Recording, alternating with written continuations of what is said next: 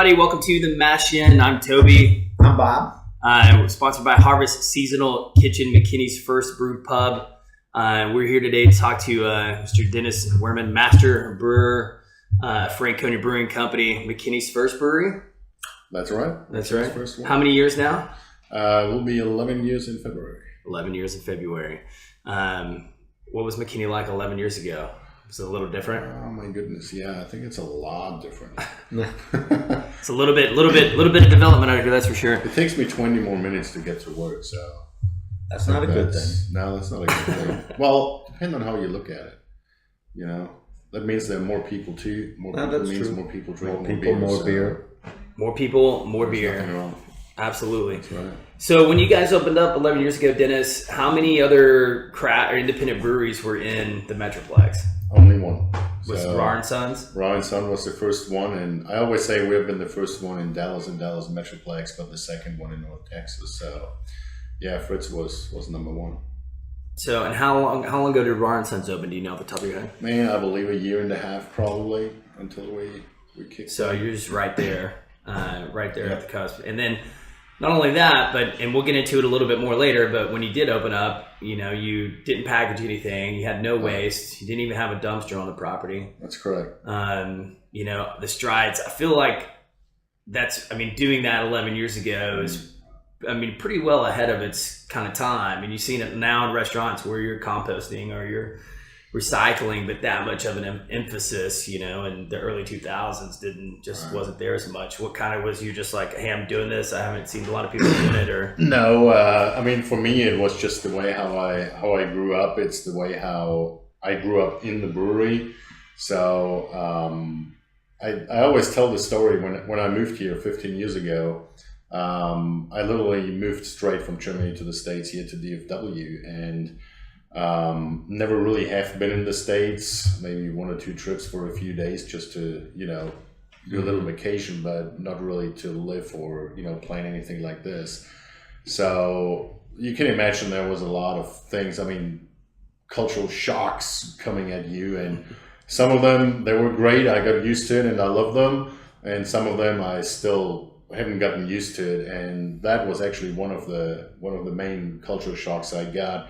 And I always feel bad saying it, but the way how Americans treat their environment is just,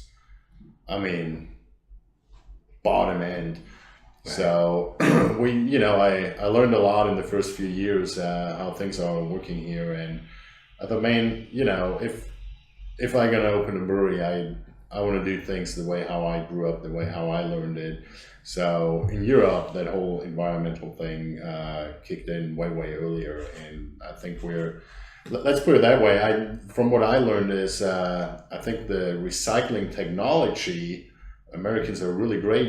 That's where most of it's coming from, but the American or the country they recycle the least or use that technology. So that was a very interesting fact for me. And while being in the beverage business and seeing what's going out on packaging material, on energy used, and it's just, there's so much more that can be done. So for me, it was very important, and that was one of the main reasons why we didn't start at packaging. Like you see every other brewery, they open up, they immediately going into packaging. They all plan to go draft only to probably feel into the market, but they learned pretty quick, packaging is the way to go to sustain what we're doing.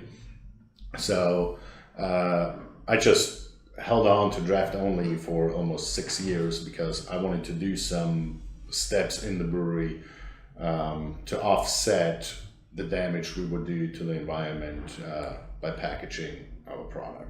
Now, you guys are completely off the grid now, right? We're pretty much completely off the grid. That is correct. We're working mostly with solar panels, and then we do have some biodegradable as well, but the most power we're literally getting out of solar, and I tell you what, I love to see that development. Finally, all the neighborhoods, the community is getting into it. So I just saw in my neighborhood where I live, we weren't able to put solar panels on because, you know, the city and all the communities have their contracts with the power supply companies. So how many years did it take to achieve that goal? Well, we started off with a lot of things I already knew from the get go. You know, where I just implemented that, which some is the water usage, the way how we do it, and then like you already mentioned the no dumpster. So we literally until today don't have anything going out of the brewery that's going into a landfill. And before that, we didn't have any other trash or material. Everything that came out or is coming out is pretty much natural. I mean, spent grain is going to a farmer, which it's nothing special. Most breweries do that. You talked about a little bit about how you grew up, and and it's your legendary stories that I heard even coming up here. My brother taking me to the first time is like, this guy brewed his first batch of beer when he was 3. 12. So I was reading that today, and so let's talk a little bit about that, about how you grew up. All the way back to your great grandfather was brewing, and so it's I think that's something unique for us here at Franconia, that we really have a story behind it.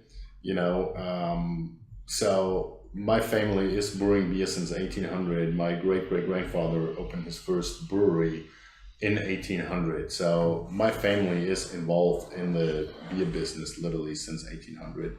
And it's actually all on my mom's side. So my dad, he likes to drink beer, and he helped in the brewery, but he never really brewed beer. So it was always on my mom's side of the family. And it just stick with the family. It just went through generations. Now, granted, the last family-owned brewery was sold in the matter of, in a good way, in 2003. So, but the family is still active. I mean, we have, oh my God, all my uncles are still in well-known breweries and good positions. And my mom was actually a beer lab technician.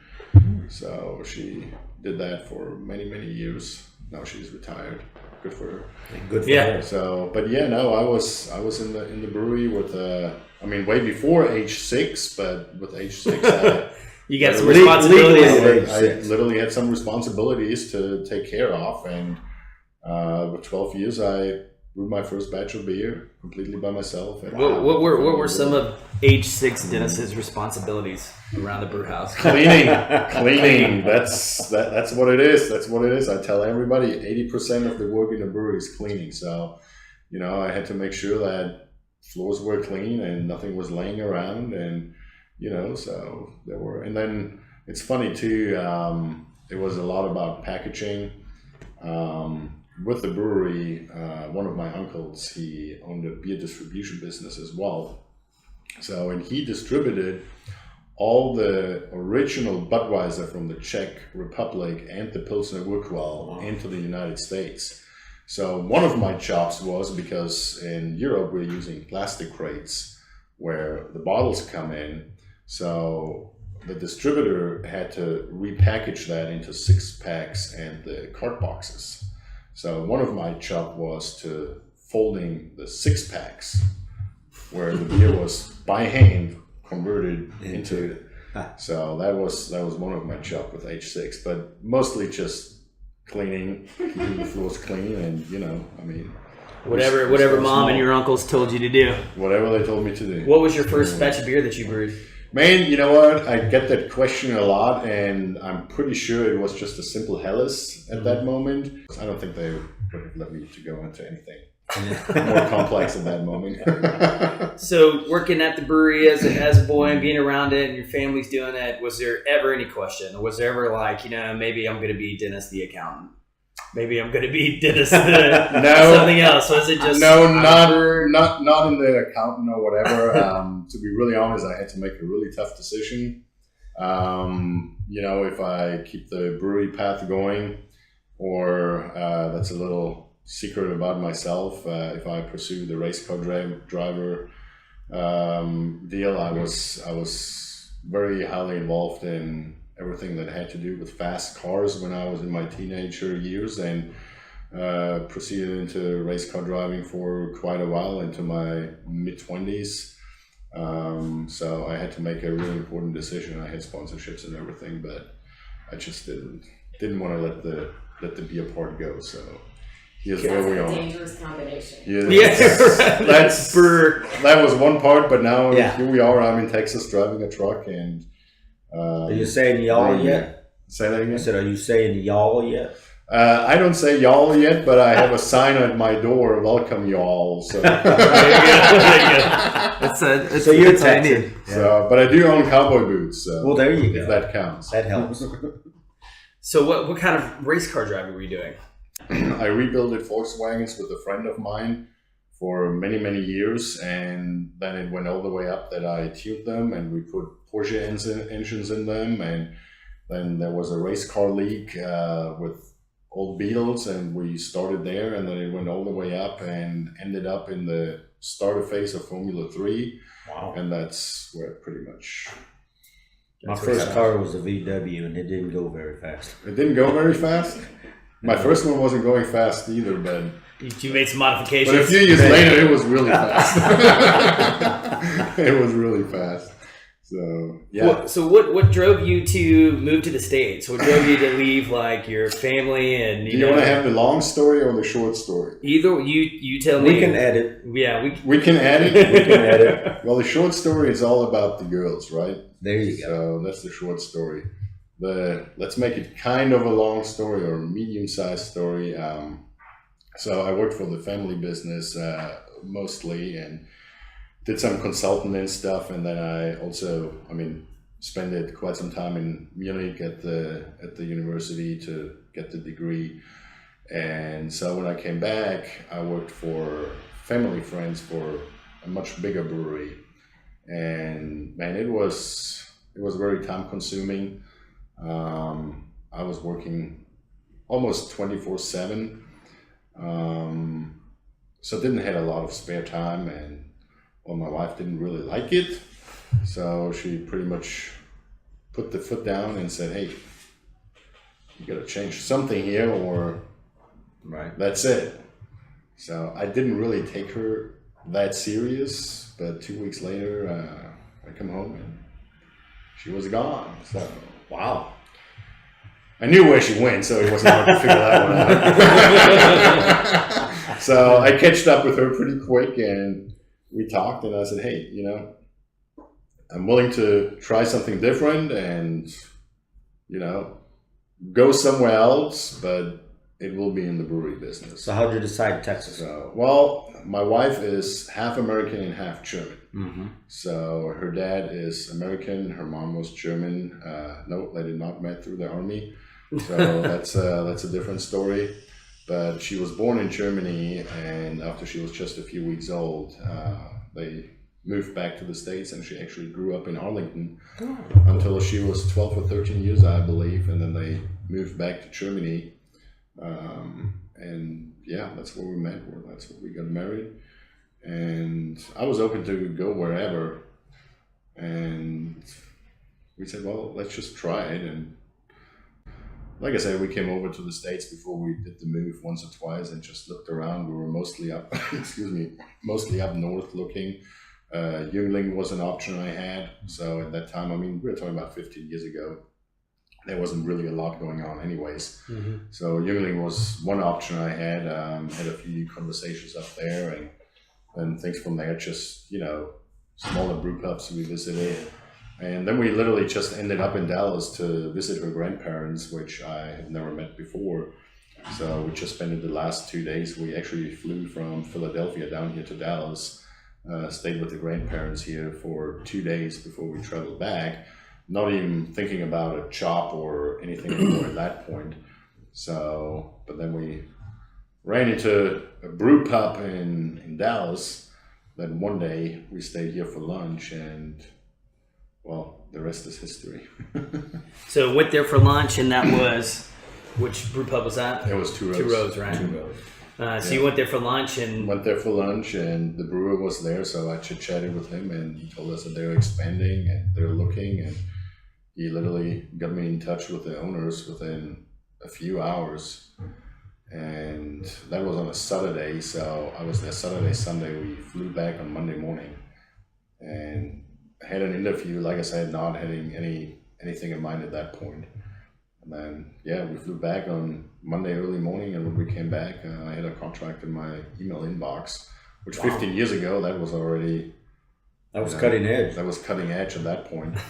So, yeah, and like I said, the rest is history. We literally got rid of everything, we put all our belongings. I sold all my cars, so I had 20 old Volkswagen Beetles at that time.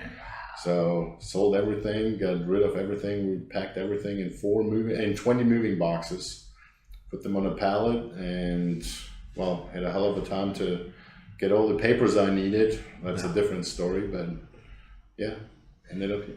Two things. One is, I can't imagine being the owner of a brew pub and you're thinking about expanding, and then all of a sudden a German brewmaster walks in and is like, "Hey, I just had lunch." You know what the funny stories about that? You know what the funny stories about that interview? I was barely speaking English. I mean, I had all the vocabulary, but I was really shy about it too. So my wife was actually there translating. And I'm not sure if they liked my wife better as me, and that's why I got the job at that point. Too funny. You know, I don't know that, but like I said, it worked out. So that's good. That's good. So you go to Two Rows. How long were you with them for? About 4 years. 4 years, and then you're brewing for them, and you're like, I think it's time I do my own thing. Did you? Well, I didn't really had planned to open up a brewery, so that was really not in my in my future vision at that point. But you know, coming here and seeing how the beer culture is, you know, it just, I don't know. Again, I think things are happening for a reason. So I just thought I got to do it. I mean, why not? So I just started playing around with the thought and talked to my wife, and well, unfortunately now I'm the same crazy busy like I were playing, but I haven't really heard any complaints from her. So. Well, there you go. That's good. That's all good. That's good. And y'all have one son?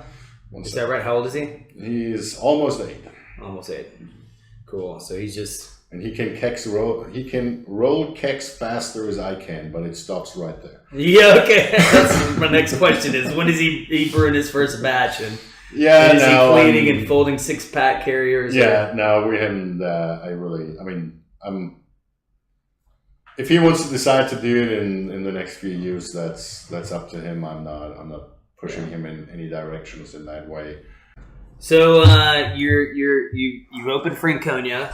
You know, you're brewing draft only. Are you distributing yourself? Did you sign on with a distributor right away? Yes, no, we self-distributed for 6 years, maybe a little bit over 6 years, and until we decided to go with a distributor.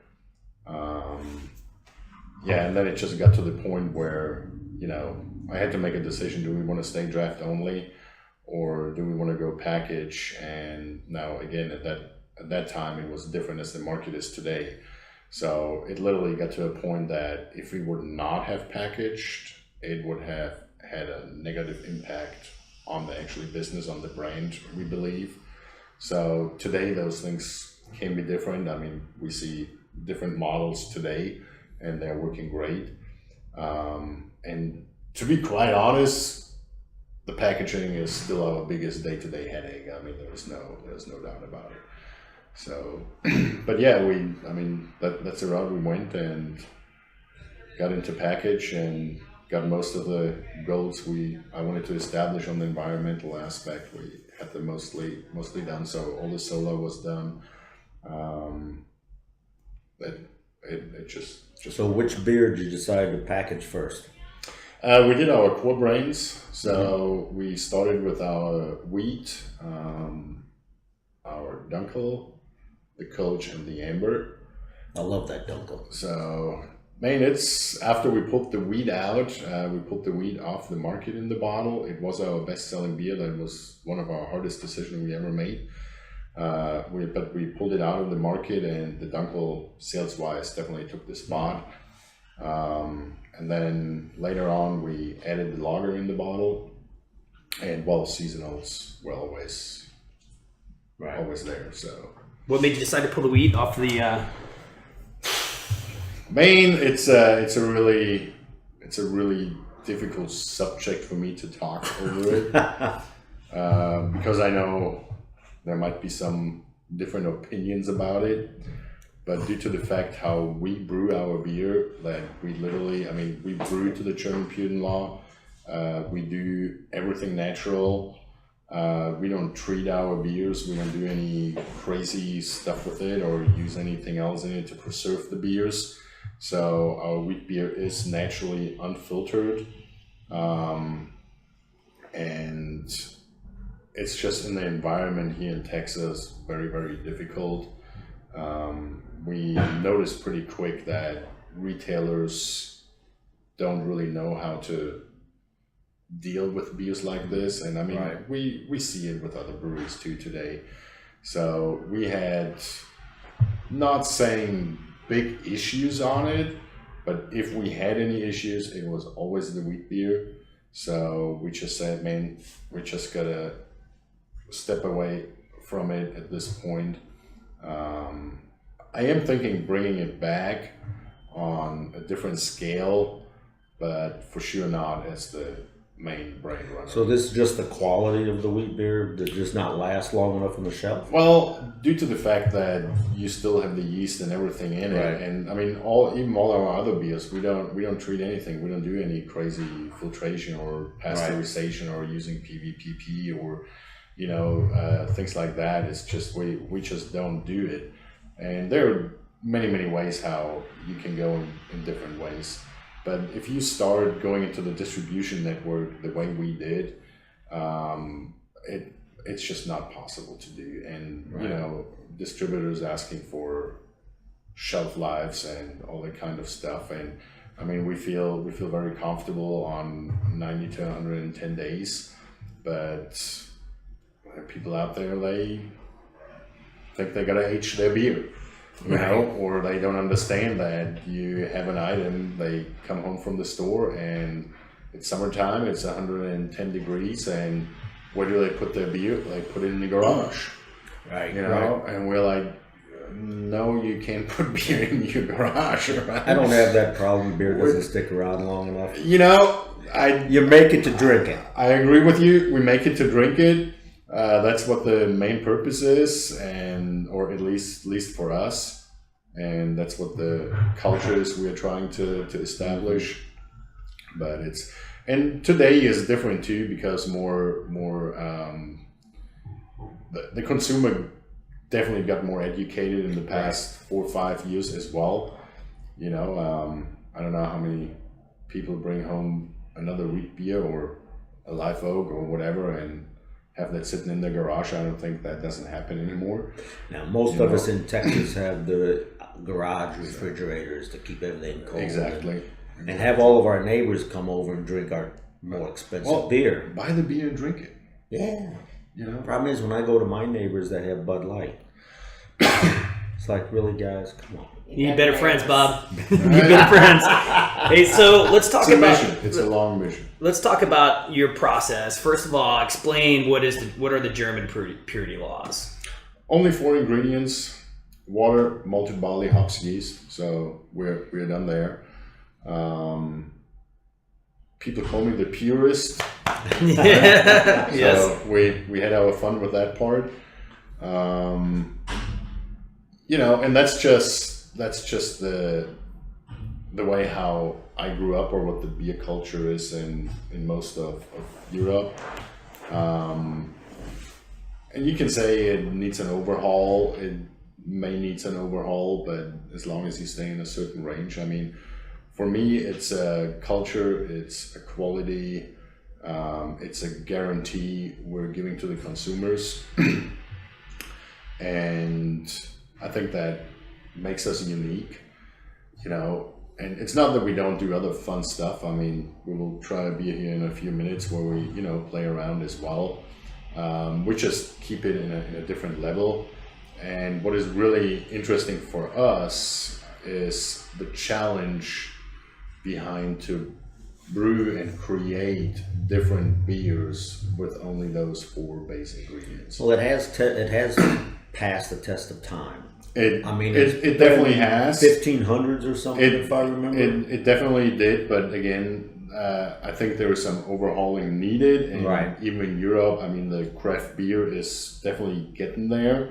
But I think it will land there on a different scale, you know. And again, for us, it's just that challenge, you know.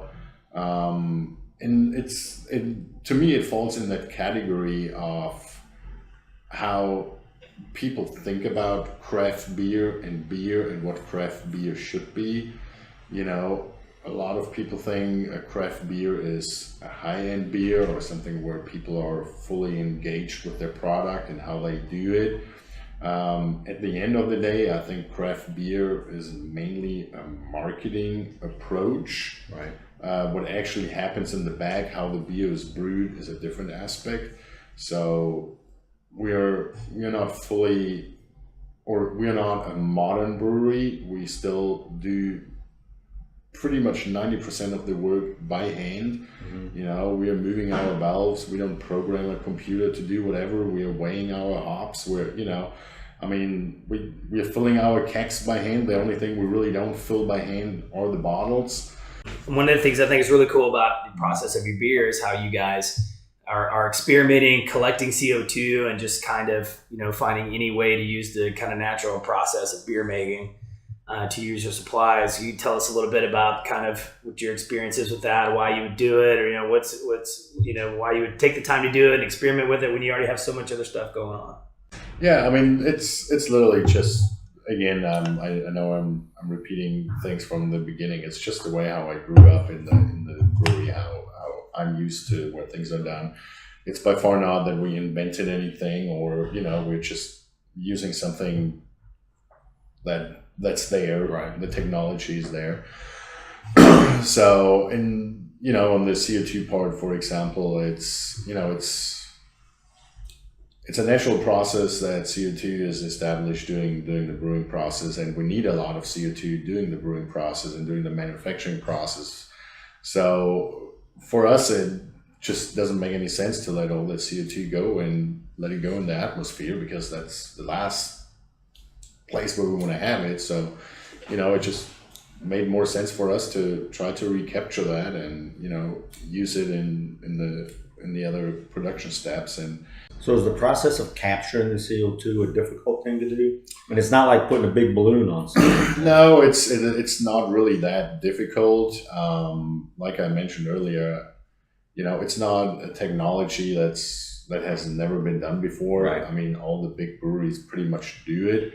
I was more surprised that there was nobody out there who ever built the equipment to do it on a smaller scale. I feel very confident that one day we can be completely off it and just run with it. So. Well, I suppose we should naturally taste our beers. Yeah, taste some beers. Since you threw down the gauntlet, so I'll let you pick whatever you want. Yeah, well, I brought 3 beers out now, so we're in the wintertime holiday season. The Baltic Porter is already released, so or it's starting hitting shelves. That's our annual winter beer, I would say. I got the Triple Dunkel as well, which is always a limited release during the winter month. But I want to start off with you guys on the Chicken Danes. Ooh. So, yes, I always say it, the Chicken Danes is not German, and Americans always have a hard time believing me that it's not German, but so that's why I had to name the beer the Chicken Danes.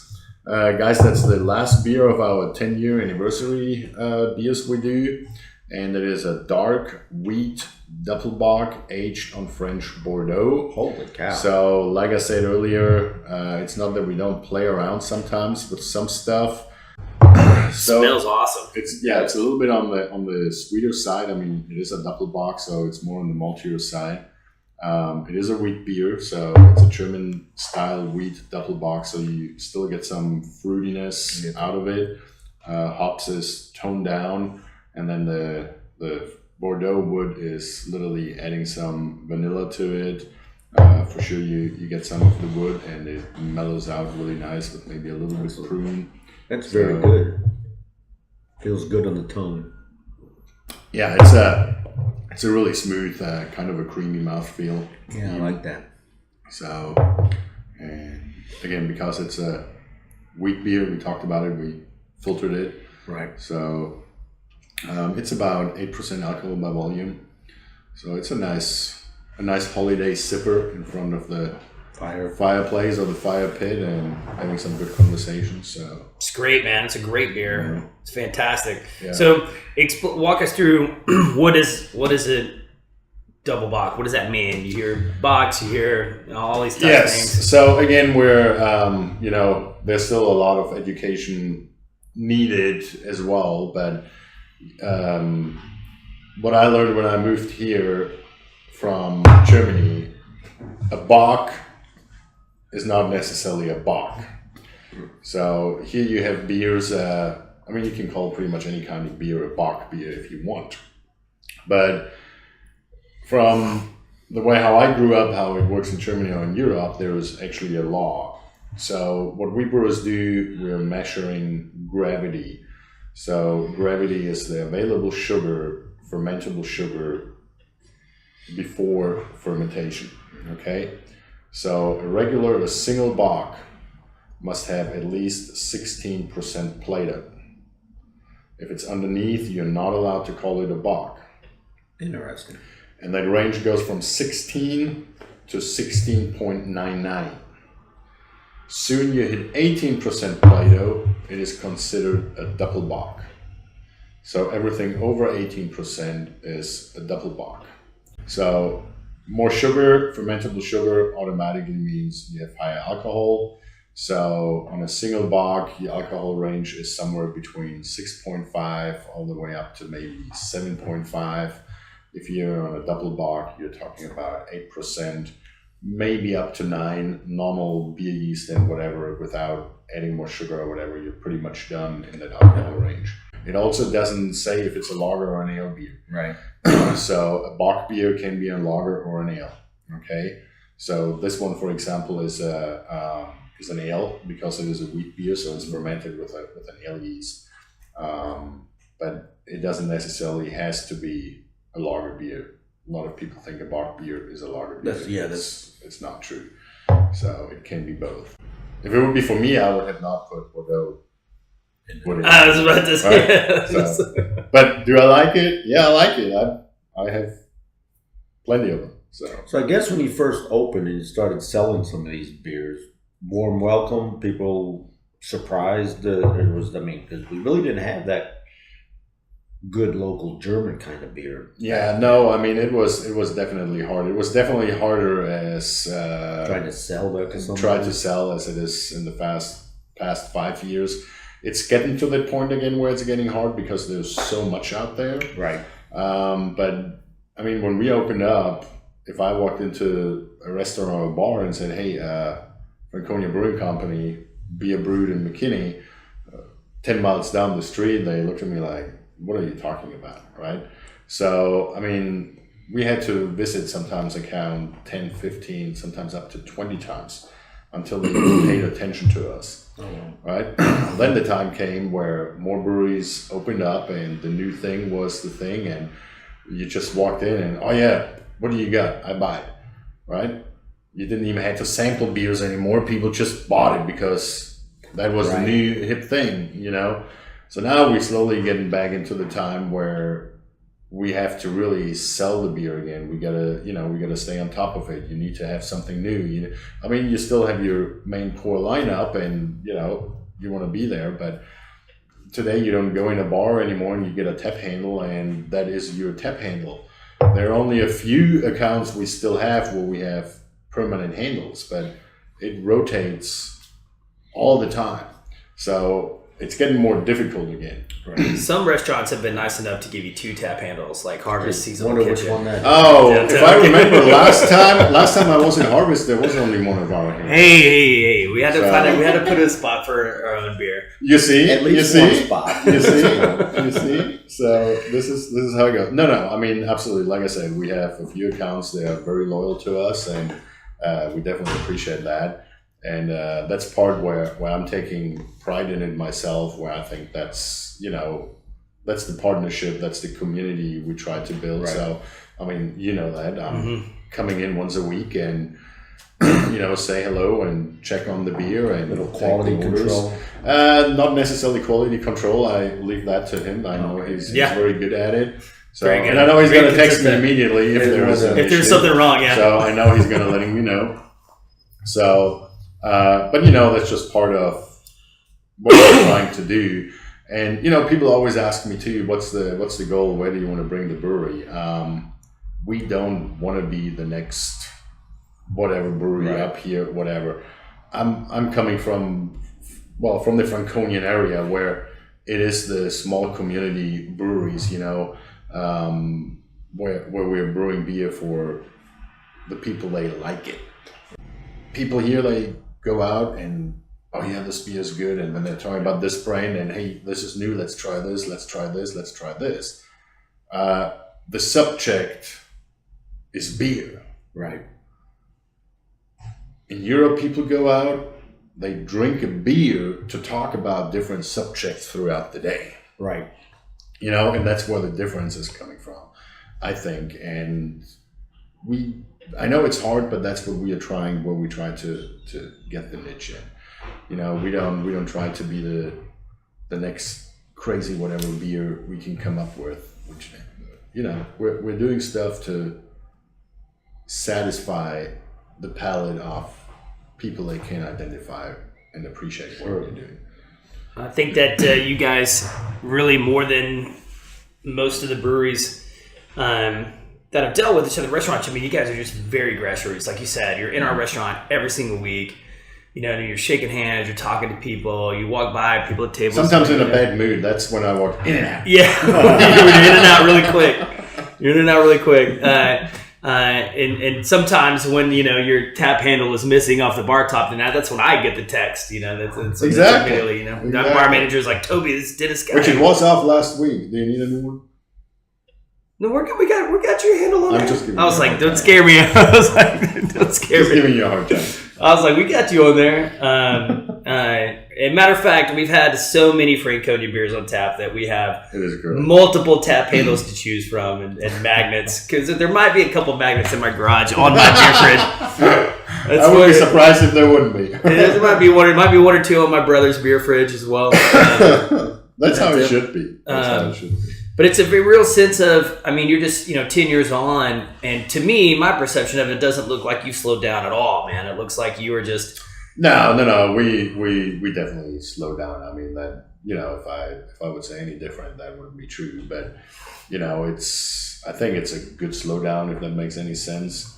We're working on different projects as well. But I think we're, that's what a normal business deal is. And again, for us, it was never to be the next million barrel brewery or, whatever people set themselves as a goal.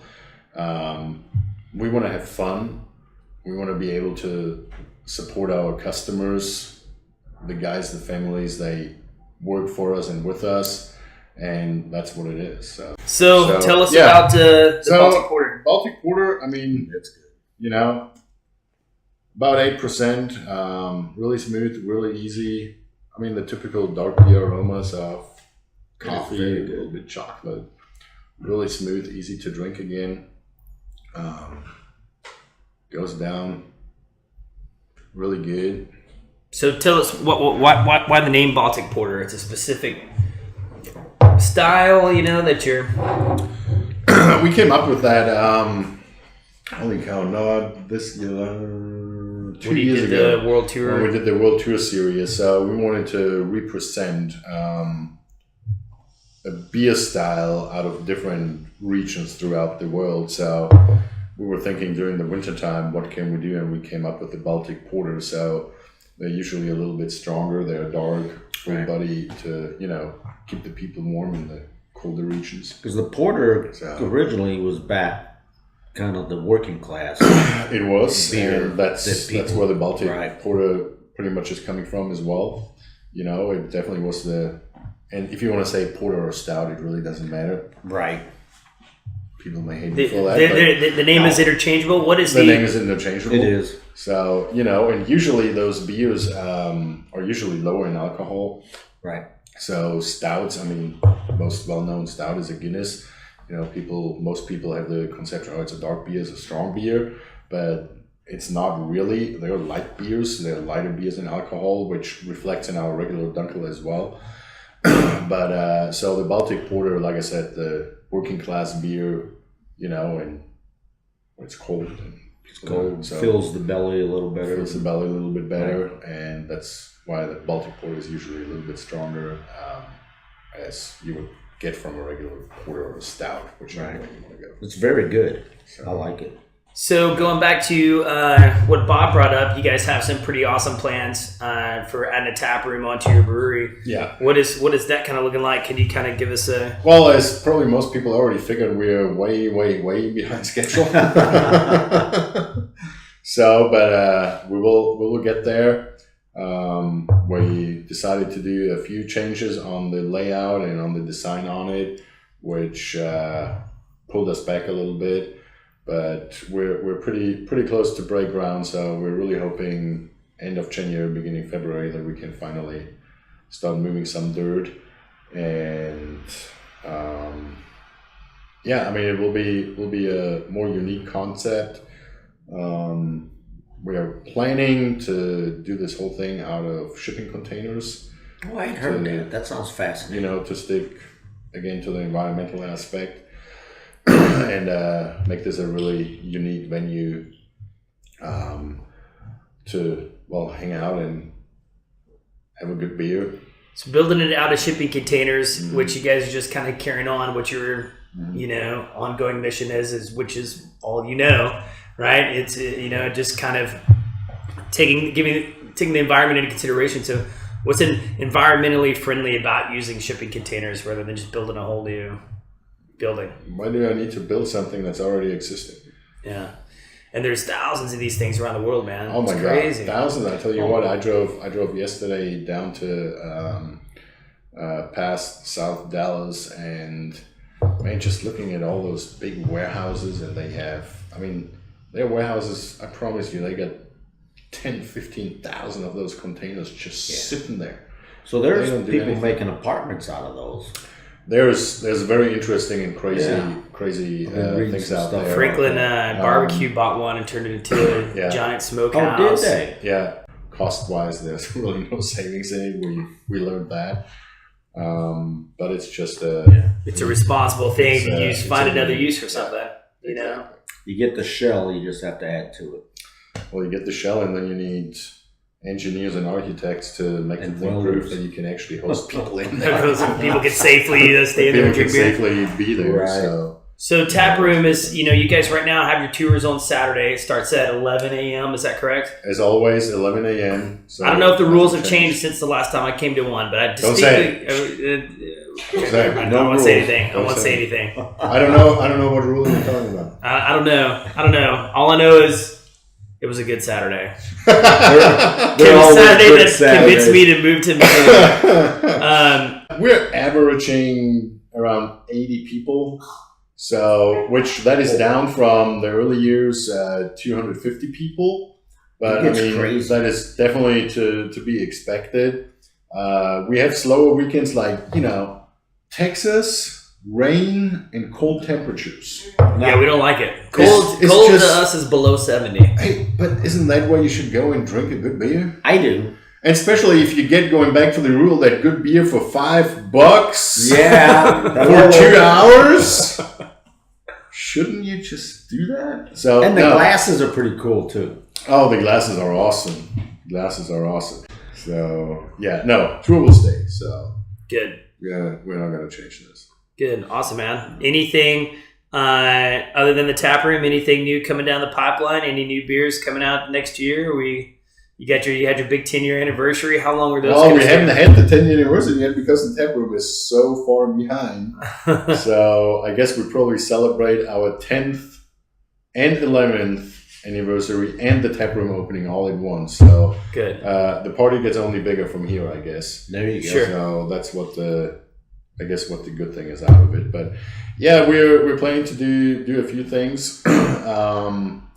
Well, I guess it's the first time I mentioned this. The so much loved Silver Star Bock, which is draft only since years, is finally arriving in the bottle. Wow.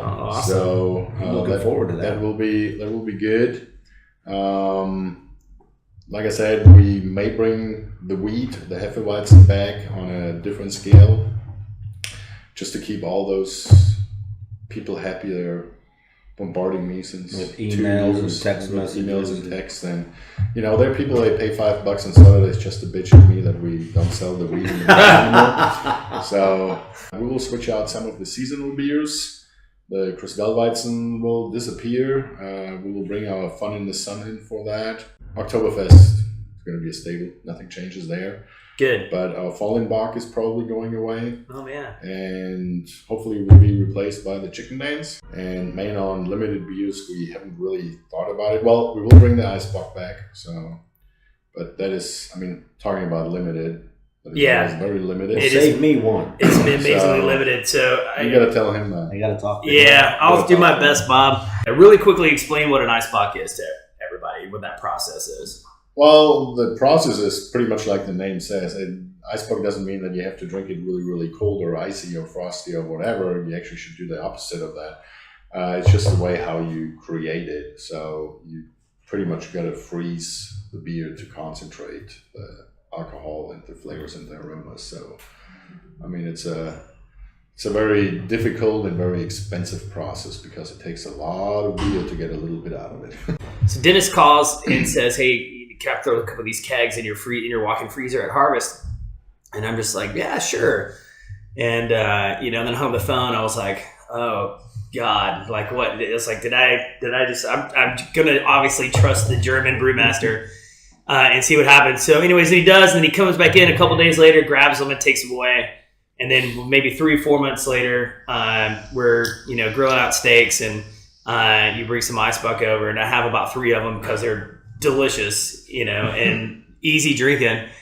And then I'm like, man, this beer's pretty strong. Was it like 10, 12%? And Dennis is like, no, that's 23% alcohol. It's like, oh my God. And you had 3 of them? At first, then I had 6, and then it was 7. But anyways, it was one of my favorite beer food moments in my life. I'll never forget it. That's good. Absolutely, it was a really good time. So the Eisbock will be coming around. Yeah, you said probably February. February. Cool. If you get a chance to try that, do it. It is definitely one of my all-time. If Toby saves me one, I'll do that. Favorite beers. I'll save you one. At least one. I'll save you one. But that's what he's saying now. I know. It depends. But if there's a late night moment and there's one Eisbock left, maybe I'll have to. And you haven't had one yet. If you haven't had one yet, then I'll have to come to Dennis to get one. Well, let's open the triple dunkel. Come on. Let's do it. We have to have something to toast to. That's our strongest regular beer we are brewing. There's a huge misperception about the word dunkel.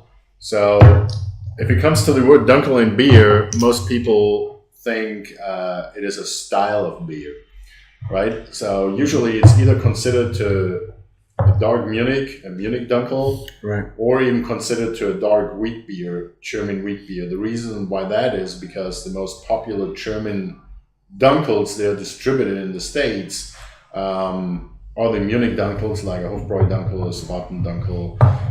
And then on the wheat beer side is the big known is the Franconia dunkel, Hefeweizen. Right. So, well, the misconception is it does not describe the style of the beer, it describes the color of the beer. So the word dunkel means nothing else than it's a dark beer. Okay? It can be any kind of style, but if it's dunkel, we in Germany say, or if it's dark, we say dunkel. Okay? So, and then it's always dark beers or strong beers, right? Right. So our regular dunkel we are brewing is a mix between a Munich dunkel and a Schwarzbier. So it's darker as a Munich dunkel, as most people know. It's more on the color like a Schwarzbier and has the malty coffee chocolate notes like a Schwarzbier has as well. But it's really light. It's only 4.4% alcohol. Oh, wow. So through the past few years, people always say, "Man, your Dunkel is really great. It's really great." But I thought it would be more strong. It would be more heavy. And so I thought, you know what? Then let's just do the opposite with that beer. So we said, let's make a strong Dunkel, but just take it over the top. So that's when we created our triple Dunkel. And triple, pretty easy because except of the water, Right. we just tripled all the other ingredients. So it's triple the amount of malt in there as we use, triple the amount of hops, which the hops is completely lingered out because you have a lot of resistible sugar in it. Right. And then we are fermenting that with a Belgian yeast. So we're actually reaching an alcohol content of 10.35% with this. Wow. And all the flavors you get in our regular Dunkel are just literally a punch in your face. I mean, It's it's phenomenal. just there. It's sweet. It's malty. You get a little bit of hops. You get some prune. And the reason for that is alcohol is one of the alcohol and CO2 are the most important flavor carriers in the beer. So that's why beers with higher ABV always have more aromas and flavors, even if the ingredients are the Right. same as if you would brew a lighter beer. Because if you get a lighter beer, you have the alcohol is not there to support or to carry the aromas and the flavors out. So now we got the story of the triple Dunkel. That's We awesome. know, yeah. We're educated. That's awesome. Educated. Awesome. Dennis, thank you again, man. Thank you guys. Cheers. Well, cheers. Cheers. I'm done with you guys. I see your Swartz is as big as mine. Dad joke. Dennis, it's been enjoyable. Thanks. Thank you Appreciate very coming much. on. Awesome, man. Thank you, Good. brother.